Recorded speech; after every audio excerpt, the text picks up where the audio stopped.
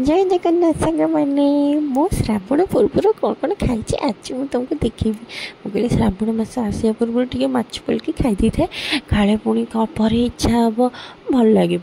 से कहली हाँ तुम जाओ मुझे भल माछ नहीं आसो हजबैंड भी कहले हो मुझे भल भल माछ धरिकी तो लगे नहीं आसबि पचारे कौन छोट माछ खाइबू कंकड़ा खाइबू ना कौन खाइबू मुझे कहली मत तो छोट माछ इच्छा हो चिंगुड़ी भी इच्छा हो बड़ माछ भी इच्छा हो सब इच्छा हो तू एत गुड़ाक खाइले तोर देह खराब हो सेठू कहले ठीक अच्छे बड़ चिंगुड़ी अच्छी नहीं जाऊँगी ता सहित टे भाकुर माछ अच्छे ताकू नहीं जाऊँगी आउ तू भल कि रांधिदेबू खाइब मु कहली सी जमती आनी कि ना मुझे कहली ओ एत कष्ट आनल तुम गोटे कम कर मु जल्दी जल्दी तरकारी आ भात रांधि तुम खाई देकी ना ऑफिस पड़ा सका